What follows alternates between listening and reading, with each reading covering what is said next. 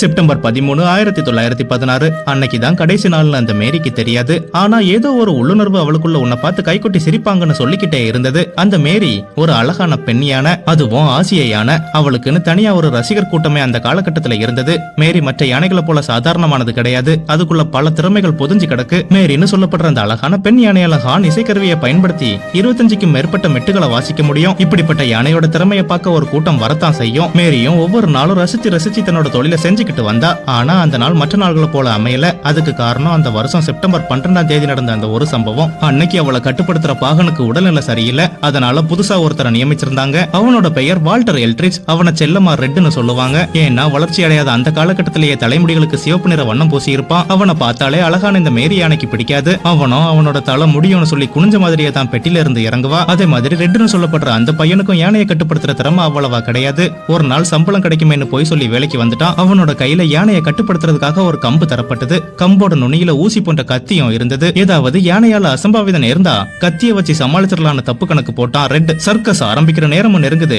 ரெட்டும் மேரி மேல ஏறி உட்கார்ந்தான். ஆனா மேரி ஒரு அடி கூட முன்னாடி எடுத்து வைக்கல. ஒருவேளை யானை ஒரு அடி கூட நகரலன்னா எங்க நம்மள தொழில் தெரியாதவன் நினைச்சிருவாங்கன்னு பயத்துல தான் கிட்ட இருந்த குச்சியை வச்சு மேரி மீது சராமாரியா குத்துனா. இது நாள் வரைக்கும் பழைய பாகன்ட்ட ஒரு நாள் கூட குச்சியில அடி வாங்கினதே கிடையாது மேரி. தன்னோட உடம்புல ரத்தம் வலிய கண்ணீரோட நகர தொடங்குச்சு மேரி. ஆனாலும் கூட வழக்கம் போல நடக்காம அண்ணனட போட்டு மெதுவா தான் நடந்தது. இதனால கோபத்தோட உச்சிக்கே போன ரெட்டு இடைவிடாம அரை மணி நேரம் மேரிய குச்சியால குத்திக்கிட்டே இருந்தான். மேரியால ஒரு கட்டத்துக்கு மேல பொறுமையா இருக்கவே முடியல. தான் மீது அமர்ந்திருந்த ரெட்ட தன்னோட தும்பிக்கையால தூக்கி வீசினா. தன்னோட தலையால அவனை முட்டி சாச்சா. இதனால ரெட்டு தலை உடைஞ்சு அந்த இடத்துலயே செத்தம் போனா. சர்க்கஸ காண கூடியிருந்த மக்கள் தலை தெரிச்சு ஓடுனாங்க. கூட்டத்துல இருந்த ஒரு காவலர் தன்னோட துப்பாக்கியால 5 தடவை மேரிய சுடவும் செஞ்சாரு. மேரியோட தோல் கடினமாக இருந்ததுனால துப்பாக்கி தொட்டவள கூட மேரிய ஒண்ணுமே பண்ண முடியல. கொஞ்ச நேரம் கழிச்சு மக்கள் எல்லாரும் ஒன்னா கூடி சர்க்கஸ் முதலாளி கிட்ட, இந்த யானைக்கு மதம் பிடிச்சிட்டு மேரி இங்க இருந்தா எங்க உயிருக்கு தான் ஆபத்து, அதனால இதை கொன்னுருங்க, அப்படி இல்லன்னா ஊரை காலி பண்ணுங்கன்னு கூச்சலிட்டாங்க. இங்க இருந்து பொருட்கள் எல்லாம் எடுத்துக்கிட்டு போய் பக்கத்து ஊர்ல சர்க்கஸ் போட முதலாளி கையில காசு கூட இல்ல.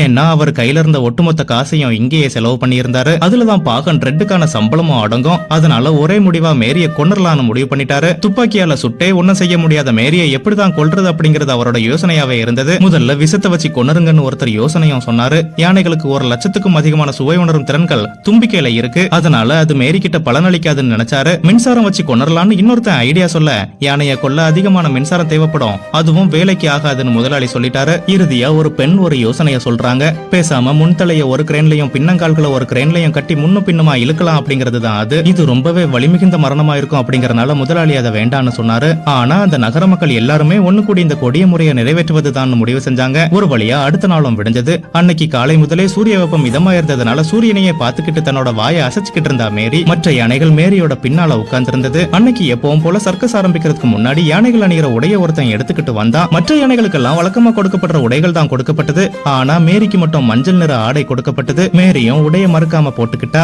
யானைகளை கூட்டிட்டு போகிறதுக்காக மற்றொரு பாகன் ஒருத்தன் வந்தான். மேரி முன்னால் போக மற்ற யானைகள் ஒன்றன் பின் ஒன்றா பின்தொடர்ந்து போச்சு. கொஞ்ச தூரம் போன பிறகுதான் மேரிக்கு தெரியுது இது நம்ம சர்க்கஸுக்கு போகிற பாதையே இல்லன்னு. ஆனா தூரத்துல இருந்து வந்த மக்களோட குரலால மேரி இன்னைக்கு புதிய இடத்துல சர்க்கஸ் போலன்னு நினைச்சுக்கிட்டா. கொஞ்ச தூரம் நடந்து வந்து கூட்டம் நிறைஞ்ச அந்த இடத்தையும் அடைஞ்சாச்சு. அன்னைக்கு சுமார் 2000க்கும் மேற்பட்ட மக்கள் அங்க கூடியிருந்தாங்க. அதிகமான கூட்டத்தை கண்ட மேரி சந்தோஷத்தை அவளுக்குள்ளேயே வெளிப்படுத்திக்கிட்டு இருந்தா. அதுக்கு பிறகு மேடையை தேடுறா. அங்க மேடைக்கு பதிலா ஒரு மிகப்பெரிய கிரேன் ஒண்ணு நின்னுக்கிட்டு இருந்தது. கூட்டமா நின்னுட்டு இருந்த யானைகள்ல மேரியை தவிர மற்ற யானைகளை பாகன் ஒருத்தன் தனியா கூட்டிக்கிட்டு போறான். இதை கவனிச்ச மேரி மக்களுடைய குரல்களையும் கூர்ந்து கவனிக்க ஆரம்பிக்கிறா. அது எப்பவும் கேட்கிற பாராட்டு குரல் கிடையாது, அவளை கொலை செய்ய போகிற குரல் அப்படிங்கறது அவளுக்கு கொஞ்சம் கொஞ்சமா புரியுது. கிரேன்ல மாட்டப்பட்டிருந்த சங்கிலியால மேரியோட கழுத்து இருக்கப்பட்டது. மேரி தப்பிக்காம இருக்க அவளோட காலிலையும் சங்கிலிகள் கட்டப்பட்டது. இதையெல்லாம் பார்த்துட்டே இருந்த மேரி அங்க இருந்து ஓடுறதுக்கு சின்ன ஒரு முயற்சி கூட எடுக்கல. ஏன்னா மேரிக்கும் ஏற்கனவே தெரிஞ்சிருக்கும் போல நேத்துக்கு நம்ம செஞ்ச தப்புக்கு தான் தண்டனை கொடுக்க போகிறாங்கன்னு. முதலாளி கண்ணாசைக்க கண்ணாடி அறைக்குள்ள இருந்த ஒருத்தன் கிரேனை இயக்க ஆரம்பிக்கிறான். மேரியோட கழுத்தும் இருக்க தொடங்குது. மேரி தன்னால முடிஞ்ச வரைக்கும் பிளிரிட்டு கிடந்தா. பிளிரலோட சத்தம் கேட்டு தூரத்துல இருந்த யானைகள் கூட மேரியை திரும்பி பாக்குது. அதுங்களோட கண்களுக்கே தெரியுற மாதிரி மேரி கிரேன் சங்கிலியால கட்டி தூக்கப்படுறா. கிட்டத்தட்ட 5 அடி தூர உயரத்துல மேரிய தூக்கும் போது கிரேன் பழுதாகி சங்கிலி பிச்சுக்கிட்டு கீழே விழுந்தது. கூடவே மேரியும் கீழே விழுந்தது. இதுலயே மேரியோட முதுகெலும்பை உடைஞ்சது. இதனால வாய் திறக்க முடியாம தன்னோட கண்ணீரால பூமியை முத்தமிட்டு கொண்டிருந்தா மேரி. கொஞ்ச நேரத்திலேயே கிரேன் சரி செய்யப்பட்டு இப்போ 10 அடி உயரத்துல தூக்கிலிடப்பட்டா மேரி. மேரியோட கால்கள் தளர்ந்து கடைசி மூச்சம் நின்னது. இத பார்த்து அவளோட நண்பர்களால கண்ணீர் மட்டும் தான் வடிக்க முடிஞ்சது. கொஞ்சம் கூட இரக்கமே இல்லாம வரலாற்றுல நிகழ்ந்த இந்த நிகழ்வு இன்னைக்கும் கருப்பு சரித்திரமா தான் இருக்கு. இந்த சம்பவம் நடந்த இடம் அமெரிக்காவுல இருக்கிற எர்வின், டென்னசி. அவ்வளவு அழகும் திறமையும் வாய்ந்த மேரி அதுக்கு பிறகு எந்த ஒரு சர்க்கஸ்லயும் இல்ல அப்படிங்கறது தான் உண்மை. உங்களோட பொழுதுபோக்குக்காக என்ன மாதிரியான யானைகள் மற்றும் விலங்குகளை கொடுமை செய்யாதீங்க. நான் பொறுத்துக்கிட்டேன், உங்களோட பாவங்களையும் மன்னிச்சுக்கிட்டேன். ஆனா என்னையே அறியாம என்ன காத்துக்கொள்ள நான் செஞ்ச செயல நீங்க ஏன் மன்னிக்கல அப்படின்னு அந்த யானை கண்டிப்பா மனசுல நினைச்சிருக்கோம்.